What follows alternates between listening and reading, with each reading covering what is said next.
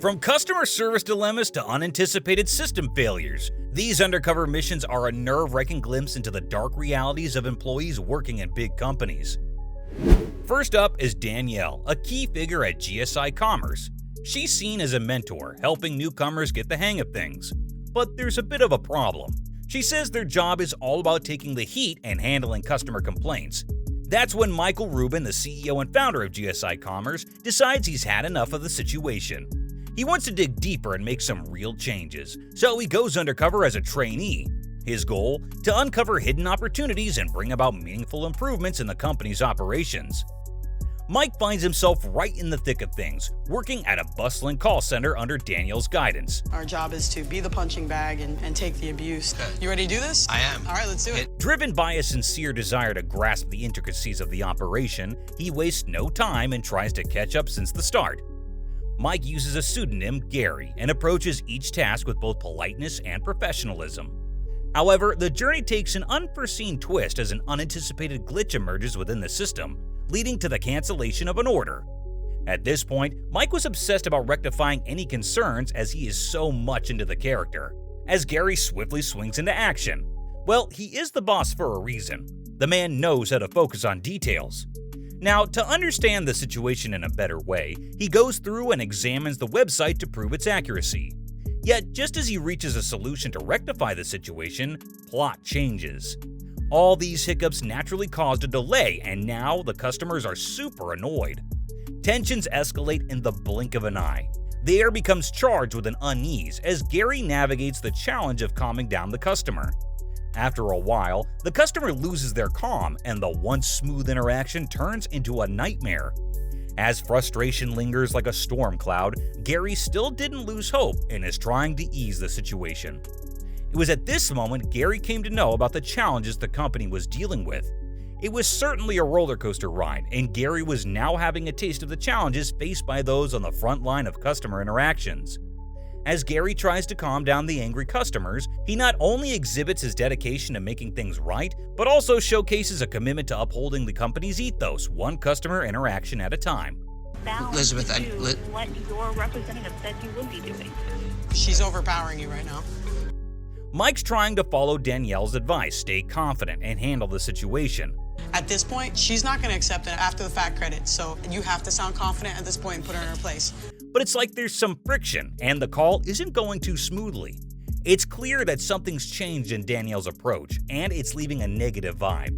You're not letting me talk, so I can't help you, Go Elizabeth. for it. I'm sorry that you're having a hard time. Honoring what the email. Even though Mike's tempted to step in and take charge, he holds back and decides to address customer-centric principles later with Danielle. He's like, Elizabeth, I need you to let me talk so I can help. He's keeping his cool, even if he wants to do more. When the big reveal finally happens, Mike doesn't hold back. He's honest about how disappointed he was with Danielle's approach to the customer. The way that call was handled wasn't acceptable and not the way we can ever treat consumers. Initially, he was thinking about letting her go, but then something she says gives him a pause. I can improve on. That's the only call I remember from that day, and it has bugged me. I'm glad that it bothered you. He decides to give her another chance to improve before making any final decisions. Looking back, Mike admits he was pretty frustrated. He wanted to reveal his true identity and step in, but he knew he's still new to the role. Being rude to a customer isn't cool, no matter the circumstances. In the end, it's a story of a CEO going undercover to make positive changes and challenge Danielle to do better. Will she correct her mistakes? Only time will tell at GSI Commerce. Coming in at number 2 is Amanda from Armando Montalongo's real estate investment company. Their main focus is all about real estate investments, and they kick things off with a hype to attract students. These students then call into their call center, where representatives help secure their spot for a free live event. Armando Montalongo, the company's CEO, decides to go undercover to delve into the secrets behind their success. Taking on a role within one of the company's call centers, Armando recognizes the important role it plays in their achievements. He encounters Amanda, a team leader in the call service department. She gives him an in-depth rundown of their operations, explaining how they handle inbound phone calls and manage the attendance list for events using a CRM system. We have a CRM system, and that's where we get our list from. So you'll click on Phoenix, which pulls up the list of everyone who's supposed to be in attendance to that event. As Armando tries to gel into the situation, disaster strikes. A sudden system failure brings the call center to a grinding halt. Go ahead and just hit recover webpage.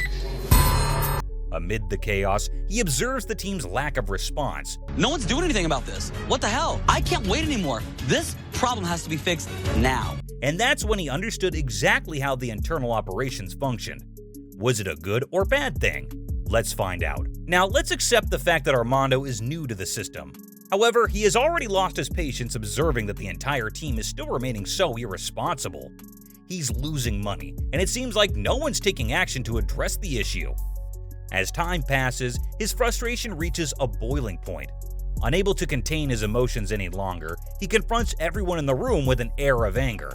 He demands, "Do you have any idea who I am? This is Armando."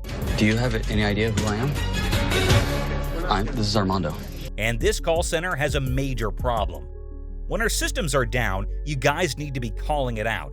And when our systems are down, you guys got to be calling IT. You've got to be all over it. Although that changed into a dramatic confrontation, Armando still got to experience the hiccups a company can face. And honestly, rather than getting angry, he was still processing those facts. Amanda really gave me a lot of insight about not just the call center, but the company in general. I've neglected my employees. Ranked third on the list is Sadie, an influential figure of Campgrounds of America, KOA. In a bold move, CEO Jim Rogers planned something that would give him an experience of the inner workings of his company's franchise of privately owned campgrounds. Now, just like other CEOs, he went to take on an identity that directly helped him to get an idea of the situation. His journey began at the KOA Delta store, where he joined forces with manager Sadie. Roger wasn't ready for what happened next. You sure don't sound like a manager. How will the boss react? Mere minutes into his undercover endeavor, he found himself disappointed with the whirlwind of organized chaos that frequently hits the backstage of such enterprises. You're being incredibly rude to me, and I'm trying to help you. You know what? Screw you and your crappy campsite, you idiot. This was just a trailer of the challenges, stress, and frustration employees like Sadie had to deal with every day. Roger, in fact, forgot about his position as the CEO and was concerned about his employees. The dynamics of the situation quickly revealed themselves to Rogers. Side by side with Sadie, he took a deep dive into the campground operations. The demands of customer service, logistics management, and staff coordination came into stark focus, showcasing the immense efforts required to maintain a successful and seamless experience for visitors. As Rogers and Sadie tried figuring out the fast-paced landscape, they encountered unexpected obstacles that tested their patience and decision-making skills. Just a second, guys. It's going slow. KOA technology right now is not meeting them. Rogers' journey alongside Sadie provided him with an unfiltered education, and that was a real eye-opener for Roger. The experience granted him a deeper appreciation for the challenges that define KOA's operations. The whirlwind encounter behind the scenes not only enriched Rogers' understanding, but also ignited a renewed commitment to enhancing the franchise and empowering the dedicated individuals who make it all possible. In a matter of minutes, the KOA Delta store became a part of the larger organizational tapestry, demonstrating the transformative power of first-hand experiences and a whirlwind-filled day. Stockton Delta KOA, this is Tim. May I help you? Yeah. Working with their system called Campsite, Sadie takes charges and registers a customer into Site 368. So let's register you into 368 first. How is that possible? My computer's being a little slow on me. A phone conversation captures Sadie dealing with a challenging and impolite customer. 5 minutes, idiot. I don't have time for this crap. But we have to go down and clean the site. That's ridiculous. Despite her sincere efforts to address the customer's concerns with empathy and effective problem solving, she is still bombarded with nothing but disrespect from the customer's side. To have customers that are going to be difficult. Sadie handles it. Thank you very much. You're very welcome. In an unexpected twist, Sadie remains remarkably composed, defying expectations. As Jim Rogers, the CEO, watches closely, he's thoroughly impressed by Sadie's handling of the difficult situation. He praises her for maintaining her cool even when the customer went on a rage spree. She was also effectively managing not only that particular customer, but also others who visit the store. She maintains her cool, she's polite. She reinforces the KOA brand better than I do. During the big reveal, Jim takes a moment to commend Sadie for her exceptional patience and skills in handling challenging customers. He expresses his admiration for her skills and dedication. As a token of appreciation, Jim decides to reward Sadie with $5,000. $5,000 to get your family to come spend a week. He acknowledges Sadie's passion for her work and her desire to share her joy with her family. Jim offers Sadie the chance to treat her loved ones to a week of enjoyment at the campgrounds and deluxe cabins as a way of recognizing and celebrating her outstanding performance. In the realm of leadership evolution and organizational transformation, these undercover journeys shed light on the essence of perseverance, empathy, and dedication. From call centers to campgrounds and real estate firms, the stories we've explored showcases the power of uncovering hidden opportunities and challenging the actual operations of a company. As these leaders return to their roles with newfound wisdom, they pave the way for a brighter future, where meaningful improvements and customer-centric principles take center stage. So, which of these bosses surprised you the most? Let us know in the comments below. And if you enjoyed our content, don't forget to leave a like and subscribe if you haven't already. See you on the next one.